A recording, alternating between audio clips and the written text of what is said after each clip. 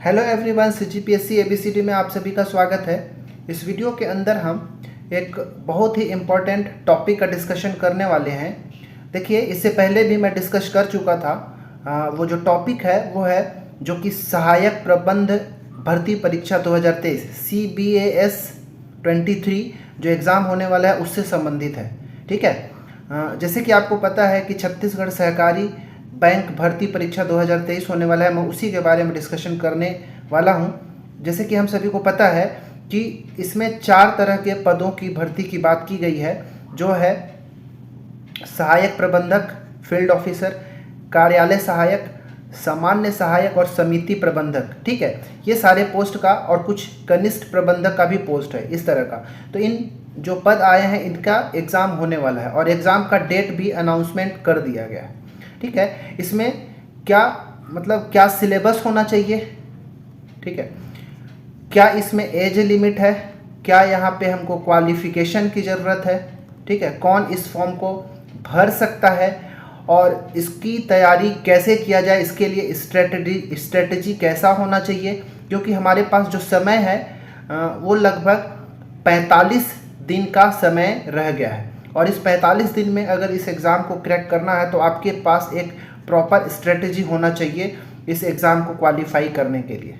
ठीक है, जैसे कि 5 सितंबर 2023 को इस पोस्ट का जो रिक्रूटमेंट होने वाला है, जो एग्ज़ाम होने वाला है वो सीजी व्यापम के द्वारा होने वाला है। इसका अनाउंसमेंट 5 सितंबर 2023 को कर दिया गया है। ठीक है, ये है प्रश्न पत्र क्रमांक जो ये है इसी के अकॉर्डिंग।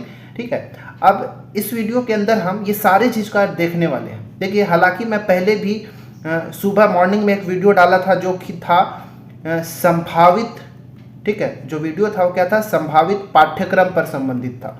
क्योंकि बहुत सारे लोगों का कमेंट हो रहा था कि सर जो एग्ज़ाम होने वाला है इसका क्या सिलेबस होगा उसको बताइए। तो मैं, क्योंकि ये पूरा डिटेल्ड नोटिफिकेशन आया नहीं था, इसलिए मैं संभावित जो सिलेबस होता, जो पाठ्यक्रम होता, मैं उसके लिए वीडियो बनाया था और उसमें मैंने जितना कुछ बताया है वो सब तो आ ही रहा है। उसमें कोई डाउट भी नहीं है कि वो सब टॉपिक नहीं आ रहे, सारे टॉपिक आ रहे हैं। ठीक है, बस एक चीज़ एक्स्ट्रा क्या जुड़ गया जो मैं आगे बताऊंगा, वो सहकारिता अधिनियम जो है एक्स्ट्रा जुड़ गया है।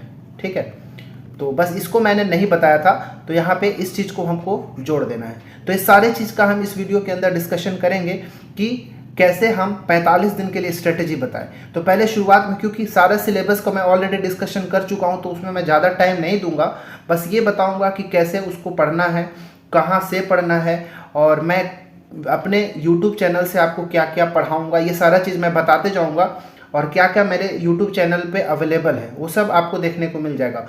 और वीडियो के लास्ट में मैं आपको एक 45 दिन तक का एक स्ट्रेटजी बताऊँगा कि आखिर उसको कैसे हम स्ट्रेटजी बनाकर हम इस एग्ज़ाम को क्वालिफाई करने की 100% कोशिश कर सकते हैं। ठीक है, चलिए हम शुरू करते हैं।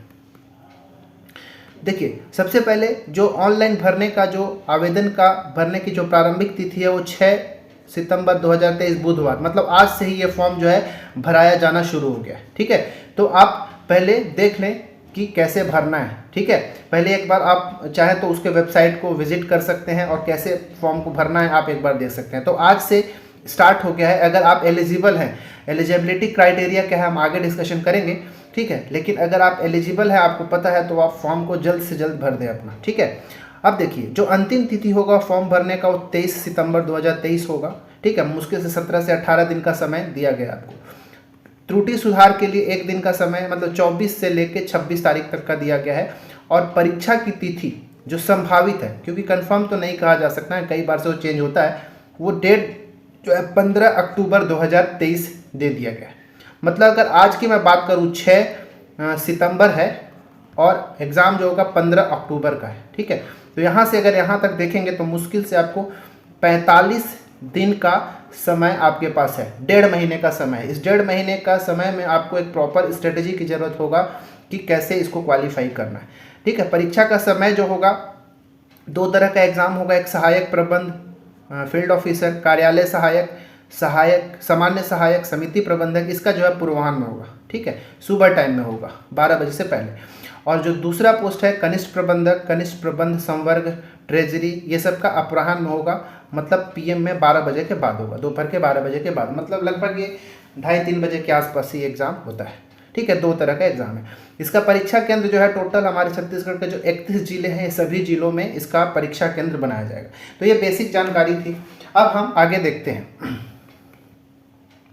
देखिए इसके लिए शैक्षणिक योग्यता क्या रखा गया, जो चारों तरह का पोस्ट है, कार्यालय सहायक, सामान्य सहायक, सहायक प्रबंधक, फील्ड ऑफिसर कह लीजिए, या समिति प्रबंधक, नवीन संवर्ग, ये सभी के लिए क्या बोला है कि आप किसी मान्यता प्राप्त विश्वविद्यालय से स्नातक की उपाधि, ठीक है, आपका ग्रेजुएशन होना चाहिए। ग्रेजुएशन किसी भी फील्ड में हो कोई दिक्कत नहीं है, बट ग्रेजुएट आपका होना चाहिए। मिनिमम 50% मार्क्स से आपको ग्रेजुएट होना पड़ेगा। ठीक है, ये चारों में यही बोला है। ठीक है, चारों में आपके लिए क्या बोला है, देखिए आप यहाँ पे दिया है स्नातक की डिग्री, इसमें भी स्नातक हो गया, यहाँ भी स्नातक की उपाधि, और यहाँ भी मान्यता प्राप्त से, ये देखिए यहाँ पे स्नातक की उपाधि लिखा गया है। ठीक है, ये देखिए, ठीक है, मतलब स्नातक आपको सभी में जरूरत पड़ेगा। प्लस साथ ही साथ बोल दिया गया है PGDCA। ठीक है, PGDCA। देखिए PG, बहुत सारे लोगों को कमेंट आ रहा था कि सर पंडित रविशंकर शुक्ल से किए हैं तो होगा कि नहीं, सुंदरलाल से किए हैं कि नहीं, होगा कि नहीं। अगर सुंदरलाल से किए हैं तो आप घबराइए नहीं, आप PGDCA कहीं से भी किए हो आप एलिजिबल होंगे। ठीक है, चाहे आप सुंदरलाल से किए हो, गुरु घासीदास से किए हो, या रविशंकर से किए हो, आप एलिजिबल होंगे। क्योंकि छत्तीसगढ़ का एग्ज़ाम है, तो छत्तीसगढ़ के अंदर की यूनिवर्सिटीज़ का अगर वैलिड नहीं करेगा तो गलत हो जाएगा ना। तो आप डरने की ज़रूरत नहीं है, बस आपके पास ग्रेजुएशन और PGDCA ये दोनों होना चाहिए, आप फॉर्म भर सकते हैं। ग्रेजुएशन में आपका कुछ भी हो सकता है, BA, BSc, BCom, ये सब आप कुछ भी हो सकता है, बैचलर डिग्री आप लगा सकते हैं।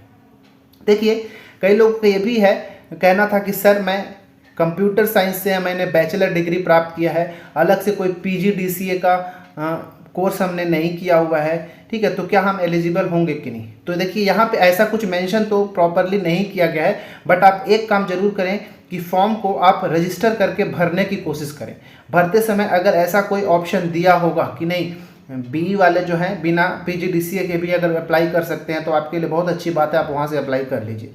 बाकी इस पूरे नोटिफिकेशन को मैंने अच्छे से पढ़ा है, ऐसा कहीं पे कोई मेंशन नहीं किया गया है। ठीक है, तो एजुकेशनल क्वालिफिकेशन में क्या याद रखना है कि ग्रेजुएशन हो, किसी भी स्ट्रीम में हो, किसी भी फील्ड में चलेगा, 50% मार्क्स के साथ, और साथ ही साथ PGDCA का एक डिग्री भी होना चाहिए। ठीक है, ये शैक्षणिक योग्यता की बात थी। आगे जो है आयु सीमा की बात भी देखिए, आयु सीमा में जो मिनिमम एज होना चाहिए 1/1/2023 तक, ठीक है, 1 जनवरी 2023 तक 21 वर्ष की आयु जो है पूरा कर लिया गया हो, और 35 वर्ष से अधिक ना हो। ठीक है, याद रखिएगा, मिनिमम 21 वर्ष और मैक्सिमम 35 वर्ष, उससे अधिक का नहीं हो। लेकिन जो छत्तीसगढ़ के बाहर के जो उम्मीदवार होंगे उनके लिए अधिकतम आयु सीमा कितनी है, 35 वर्ष होगी। लेकिन जो छत्तीसगढ़ के निवासी हैं, ठीक है, यहाँ पे लिखा हुआ है, जो छत्तीसगढ़ के निवासी हैं उनके लिए निर्धारित आयु अधिकतम आयु सीमा में छूट होगी। जैसे कि हमको पता है कि जो CG व्यापम कैसे छूट देता है, तो उसी के फॉर्म में इसका चलेगा। ठीक है, तो 35 वर्ष से अधिक 40 वर्ष तक का जो है OBC का चला जाता है, ST SC का चला जाता है, तो वो सब का दिक्कत नहीं है, आपको छूट मिलेगा। बस जो छत्तीसगढ़ के बाहर वाले हैं उनके लिए 21 वर्ष और 35 वर्ष ये मिनिमम और मैक्सिमम रखा गया है, और छत्तीसगढ़ के निवासियों के लिए निर्धारित अधिकतम आयु में छूट मिलेगा। ठीक है, चलिए आगे देखते हैं। आगे जो है ये एग्ज़ाम के लिए आप तो जानते हैं कि पहचान पत्र क्या होगा, Aadhaar card, PAN card, passport, driving licence, voter card, ये सब चलेगा, या फिर मूल एवं स्व प्रमाणित छाया प्रति प्रस्तुत, ये सब आपको जरूरत पड़ेगा। देखिए एक चीज़ याद रखना है कि जो एग्ज़ाम के बाद जो सिलेक्शन होगा, तो उसमें जो सेलेक्टेड कैंडिडेट होंगे उनको 3 साल के परिवीक्षा अवधि, प्रोबेशनरी पीरियड में रखा जाएगा। ठीक है, याद रखिएगा। बाद में उसकी जैसा उसका अगर कार्य है, उसका आचरण अगर संतोषजनक है, तो उसको परमानेंट कर दिया जाएगा। तो ये सब हो ही जाते हैं परमानेंट, बस ये याद रखिएगा 3 वर्ष का प्रोबेशनरी पीरियड में रखा जाएगा। अब देखिए यहाँ से आपको समझना है अच्छे से। देखिए मैंने जो सुबह का जो संभावित पाठ्यक्रम बताया था, उसमें मैंने बताया था कि 150 प्रश्न होंगे, 150 मार्क्स के होंगे। तो वहाँ पे क्योंकि मैंने संभावित रूप से ही ऐसा कुछ बताया था, तो वैसा है नहीं, यहाँ पे सिलेबस में थोड़ा चेंज किया गया है। और यहाँ पर जो एग्ज़ाम होने वाले हैं 100 क्वेश्चन के साथ होने वाला है, और 100 अंक का होने वाला है। ठीक है, इसके लिए जो समय है 2 घंटे का निर्धारित किया गया, याद रखिएगा। देखिए ये जो एग्ज़ाम होगा, ठीक है, जो लिखित परीक्षा होगा, जो एग्ज़ाम होगा, ये 2 भाग में होगा। ठीक है, एक भाग 1 है और दूसरा भाग 2 है। ये बहुत ही यहाँ पे इम्पोर्टेंट है। अगर किसी को समझ में नहीं आया है तो ध्यान से इसको समझिएगा कि हालांकि भाग 1 और भाग 2 का क्या रोल है। इसमें भाग 1 में 2 टॉपिक आपको दिखाई दे रहा होगा, 2 सिलेबस के 2 पाठ्यक्रम दिखाई दे रहे होंगे, छत्तीसगढ़ का सामान्य ज्ञान और छत्तीसगढ़ी भाषा का ज्ञान, ये दोनों चीज़ होना चाहिए। ठीक है। भाग 2 में क्या दिया गया है, सहकारिता अधिनियम एवं बैंकिंग संबंधी, फिर सामान्य ज्ञान, गणितीय एवं तार्किक योग्यता, हिंदी भाषा का ज्ञान, अंग्रेजी भाषा का ज्ञान और कंप्यूटर संबंधी ज्ञान, ये भाग 2 है। अब देखिए, अब यहाँ पे हमको समझने वाली क्या बात है कि ये जो भाग 1 है ये क्वालिफाइंग नेचर का है। क्या है कि ये भाग 1 जो है ये क्वालिफाइंग नेचर का है। यहाँ से हमारा कोई भी क्या बोलते हैं, हाँ, यहाँ से कोई भी हमको जो नंबर है वो मेन एग्जाम में जिससे सिलेक्शन के लिए जो स्कोरिंग करने का काम नहीं करेगा, ये जस्ट क्वालिफाइंग नेचर का है। मतलब आपको क्वालिफाई करना है 50% मार्क्स के साथ। ठीक है, आगे मैं बताऊंगा। जो भाग 1 है ये 20 नंबर का होगा। ठीक है, भाग 1 कितना नंबर का, 20 नंबर का होगा और 20 में से 20 का 50% मतलब 10 नंबर, मिनिमम आपको 10 अंक प्राप्त करना होगा। इसमें से 10 या 10 से अधिक प्राप्त करेंगे। अगर भाग 1 में आप 10 या 10 से अधिक अंक प्राप्त कर रहे हैं तभी आपका भाग 2 का जो इसका आंसर होगा, जो कॉपी होगा वो आपका चेक होगा और भाग 2 से ही हमारा स्कोर बनेगा। ठीक है, मतलब क्वालिफाई आपको ये वाला पार्ट जो भाग 1 है करना ही करना है। अगर पहला भाग क्वालिफाई कर लेते हैं तब आपका जो दूसरा भाग है जो कि 80 नंबर का होगा, ठीक है, ये 80 नंबर का होगा, तब ये 80 नंबर में आप जितना स्कोर कर पाएंगे वही आपका मेरिट जारी करने के लिए मदद करेगा। ठीक है, मतलब इसमें आपको 20 नंबर का ये होगा भाग 1, 80 नंबर का भाग 2, 20 में से कम 10 या 10 से अधिक चलेगा स्कोर करना है, ताकि आपका भाग 2 का जो इसका एग्ज़ाम कॉपी वो चेक होगा और यहीं से मेरिट बनेगा। मतलब आपको मेनली पहला को अगर क्वालिफाई कर लेते हैं तो इस 80 में से मैक्सिमम स्कोर करना है, जो कि आगे मैं बताऊंगा कि कितना अगर आप स्कोर करते हैं तो सेफ हो सकते हैं। उम्मीद है आपको समझ में आ गया होगा कि भाग 1 क्वालिफाइंग है, भाग 2 स्कोरिंग है। ठीक है, चलिए यहाँ पे ये पूरा वही लिखा है तो जिसको मैंने अभी समझा दिया। ठीक है, जो भाग 1 में 50% या उससे अधिक स्कोर करेगा वही भाग 2 के लिए पात्र होगा, अन्यथा उसको अपात्र घोषित कर दिया जाएगा। और जो भाग 2 के परीक्षा में जो नंबर आएगा वही जो है प्राप्तांक सूची तैयार करने के लिए यूज़ किया जाएगा, मेरिट बनाने के लिए यूज़ किया जाएगा।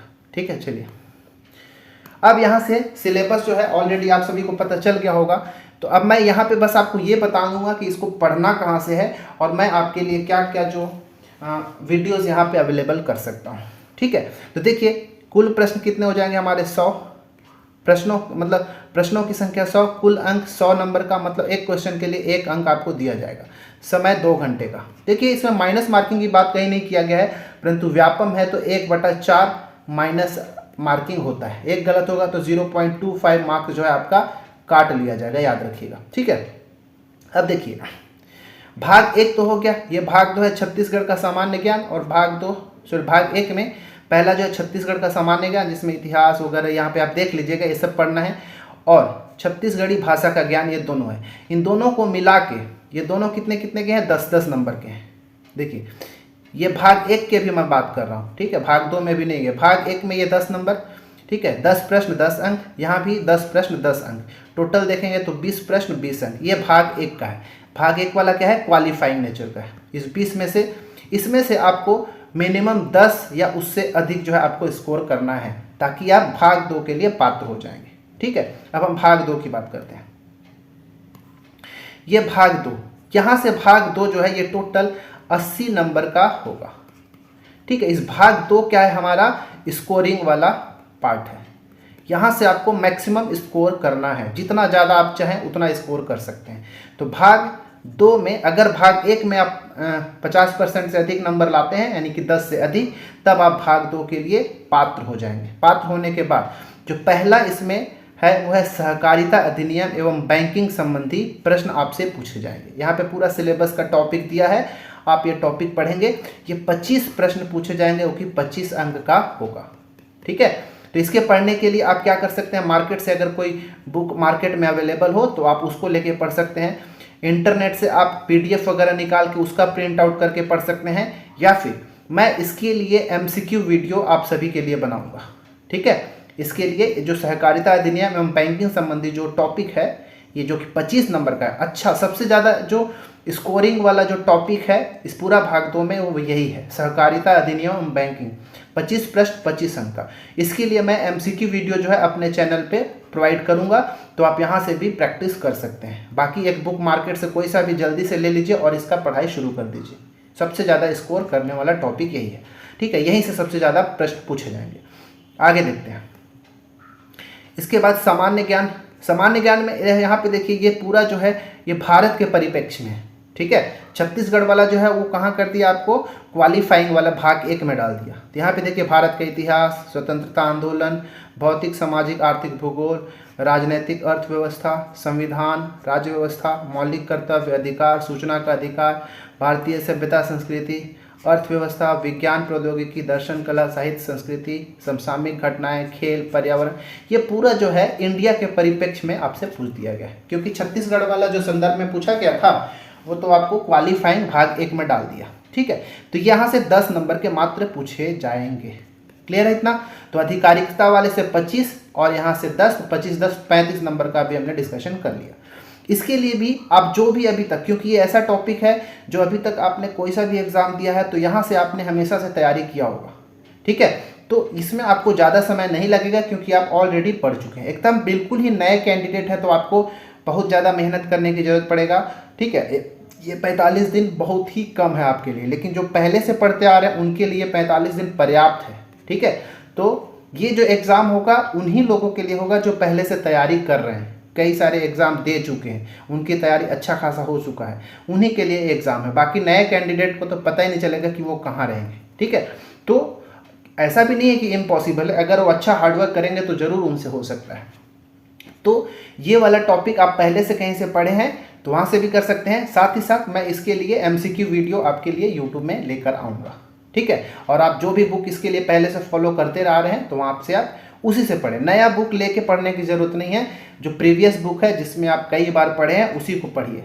ठीक है, जितना आप अच्छे से जानते हैं उसी को मैक्सिमम रिवाइज करिए, क्योंकि हमारे से क्वेश्चन छूटता वहीं से है जो हमको आता है। ठीक है, तीसरा जो है गणित। गणित के वीडियो जो हमारे यूट्यूब चैनल पे सभी टॉपिक के लगभग मिलते रहेंगे। ठीक है, बहुत सारे ऐसे टॉपिक हैं जिसका वीडियो हमारे यूट्यूब चैनल पे मिल जाएगा और वीडियो आपके लिए बनेगा। ठीक है, अभी तो मैं लाभ हानि का पढ़ा रहा था, क्वेश्चन प्रॉफिट लॉस का, तो उसको मैं कंटिन्यू करूँगा।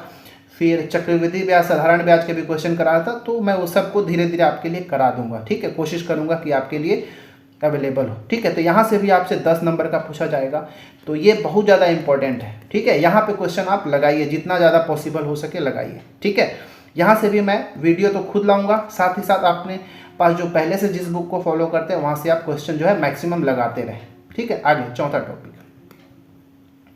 इसके बाद हिंदी भाषा का ज्ञान, इसको भी पढ़ें। यहाँ से भी 10 नंबर के पूछे जाएंगे, 10 प्रश्न। ठीक है, यहाँ पे पूरे टॉपिक्स का मैं ऑलरेडी सुबह के सिलेबस में डिस्कशन कर चुका हूँ, बार बार इसको पढ़ने की जरूरत नहीं है, आप इसका स्क्रीनशॉट ले सकते हैं।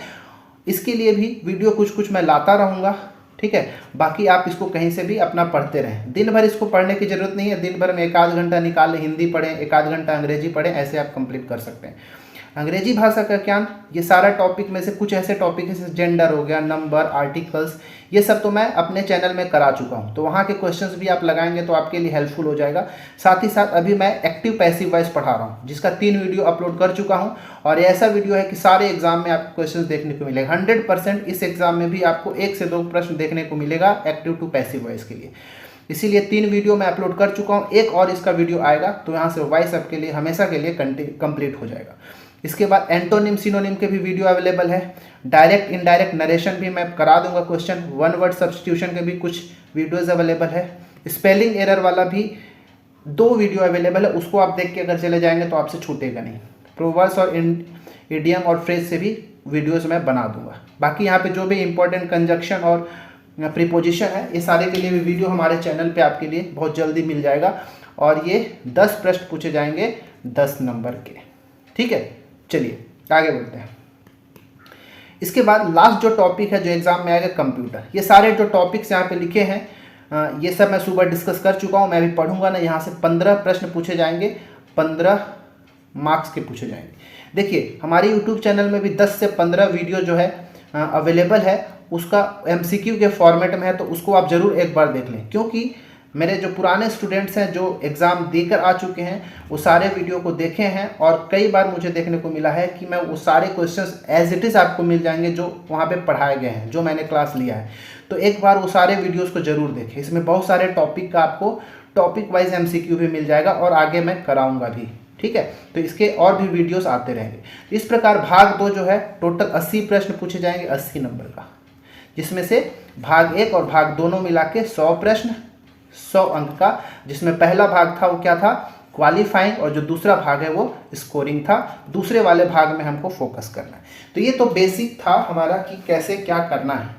अब हमको फॉलो यहाँ से ये हमको शुरू करना है, हमको ये पता करना है कि एक प्रॉपर स्ट्रेटजी क्या होना चाहिए, ठीक है। या फिर यूँ कह लीजिए कि ये जो 45 दिन का समय हमारे लिए है, इस 45 दिन के लिए ऐसा क्या स्ट्रेटजी बना लें कि हमारा जो एग्ज़ाम है उसका चांसेस बढ़ जाए कि हमारे लिए निकल ही जाए, ठीक है। तो देखिए इसके लिए हम क्या क्या सावधानियां बरत सकते हैं, उसको ध्यान से सुनिए और उसी के अकॉर्डिंग आप कोशिश करिएगा कि अपना एक दिन भर का जो समय है उसको शेड्यूलिंग करने का काम करेंगे।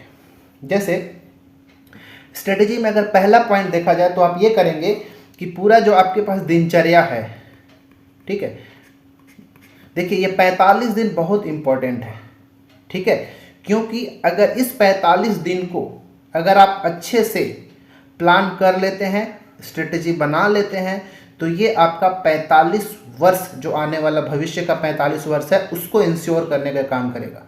अगर इस 45 दिन को आप बर्बाद करेंगे तो आप समझ लीजिए कि आप अपना जो भविष्य है उसको बर्बाद करने की कोशिश कर रहे हैं। देखिए जो लोग नए हैं उनके लिए तो अलग बात है, लेकिन जो पहले से तैयारी करते आ रहे हैं और जो इस एग्ज़ाम के लिए एलिजिबल हैं उसके लिए ये 45 दिन जो है ये बहुत इम्पोर्टेंट है, उनके लिए महाभारत है। इस 45 दिन को एक सही दिशा दीजिए और अपना आगे आने वाला भविष्य का जो 45 वर्ष है उसको संवार लीजिए।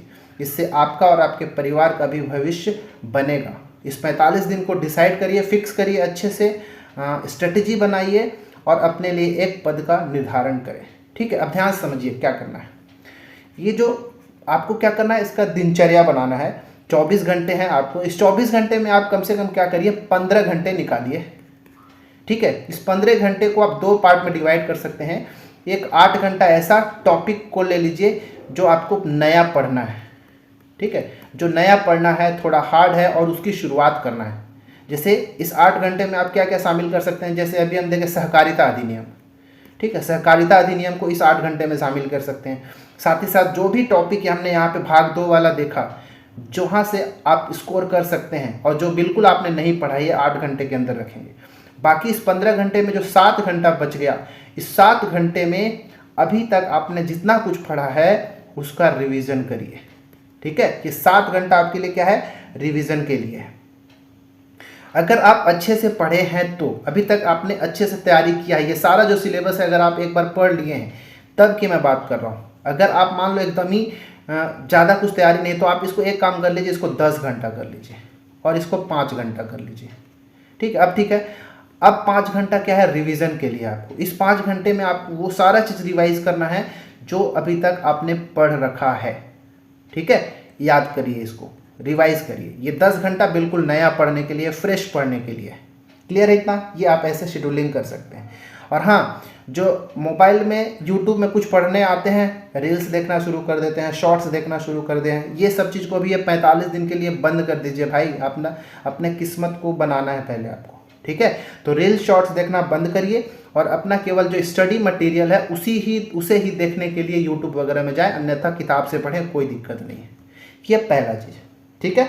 इतना उम्मीद है समझ में आ गया होगा मैं क्या कहना चाह रहा हूँ।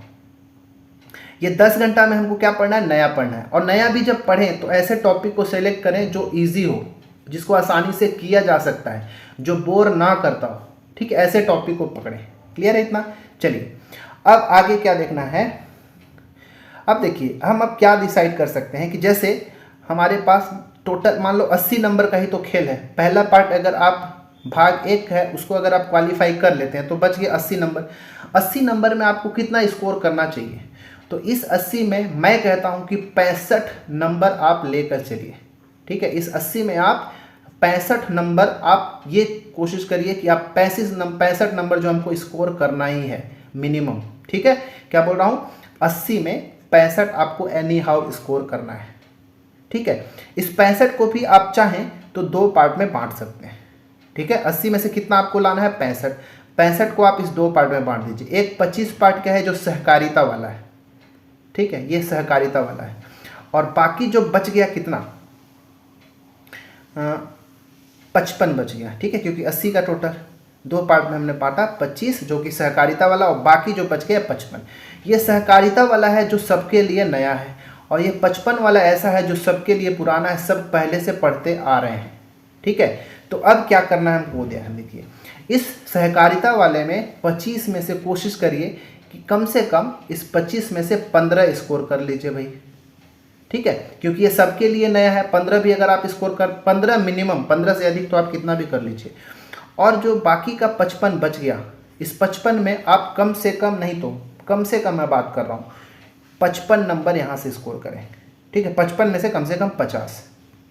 ठीक है, 55 या 50, 55 में से 50 यहाँ से स्कोर कर लीजिए, और इस 25 में 15 यहाँ, तो टोटल आपका 65 हो जाएगा। आप ऊपर नीचे हो सकता है ये 45 हो जाए, ये वाला 20 में 20 हो जाए, या 16-17 हो जाए। ऐसा एक आप अपने लिए एक एग्रीगेट बनाएं कि किस तरह से आप कहाँ सक्षम हैं उतने नंबर लाने के लिए। बस मेरा कहना ये है कि आप ऐसा स्ट्रेटजी करें। मतलब 65 में से, सॉरी 80 में से मैं 65 लाने को बोल रहा हूँ, मतलब 15 नंबर आप क्या कर सकते हैं, स्किप कर सकते हैं। जो हार्ड है, बिल्कुल समझ नहीं आ रहा है, वो 15 नंबर छोड़ सकते हैं, क्योंकि किसी भी एग्जाम में 100% नहीं लाया जा सकता भाई। कुछ प्रश्न ऐसे होते हैं जो छोड़ने के लिए बने होते हैं, मैं हमेशा कहता हूँ। तो मान लेते हैं कि ये 15 नंबर का हार्ड आएगा जो सबके लिए हार्ड होगा, तो उसको पढ़ने में, उसको दिमाग खपाने में क्यों हम व्यस्त करें। इसीलिए ये 15 नंबर मैं आपके लिए फ्री कर रहा हूँ कि ये 15 नंबर आप छोड़ें, आप 65 पर फोकस करें। ठीक है, बस मेरा यही स्ट्रेटजी आपके लिए होगा कि आपको इस तरह से अपना जो 45 दिन का समय है उसको शेड्यूलिंग करने का काम करिए। ठीक है, उम्मीद है आपको ये समझ में आया होगा कि मैं आपको क्या कहना चाह रहा हूँ। फिर से बता दूँ, ये 45 दिन आपके लिए महाभारत है। इसको अगर आप लड़ के जीत गए तो आप पूरे ज़िंदगी में जीते रहेंगे। अगर इस 45 दिन नहीं कर पाएंगे तो आपके लिए बहुत ही भविष्य मुश्किल कर देगा। देखिए, आपके पास यहाँ पे 400 पद है लगभग, तो आप सोच लीजिए, व्यापम जो है जनरली 400 पद एक साथ नहीं लाता है। तो आपके लिए एक सुनहरा अवसर है अगर इस एग्ज़ाम में एलिजिबल है तो, क्योंकि बहुत सारे ऐसे लोग भी हैं जिसकी तैयारी तो ये सारे टॉपिक का अच्छा खासा है, लेकिन बेचारे वो एलिजिबल ही नहीं है। तो अगर आपको मौका मिल रहा है तो इसको एक सुनहरा अवसर की तरह लें, और इस एग्ज़ाम को क्वालिफाई करने के लिए दिन रात एक कर दीजिए। ठीक है, तो फिर से मैं कहता हूँ, 45 दिन का एक प्रॉपर स्ट्रेटजी आप अपने हिसाब से बनाएं, और कोशिश करें कि इस एग्ज़ाम को निकाल लें। बस इस वीडियो में इतना ही बोलूँगा, ज़्यादा कुछ नहीं। मिलते हैं अगले वीडियो में। मैं फिर से बोलता हूँ कि सारे टॉपिक के क्वेश्चंस जो है वीडियोस मैं लाने की कोशिश करूँगा। बस इतना कह के मैं इस वीडियो को यहीं पे कंप्लीट करता हूँ। मिलते हैं अगले वीडियो में। धन्यवाद।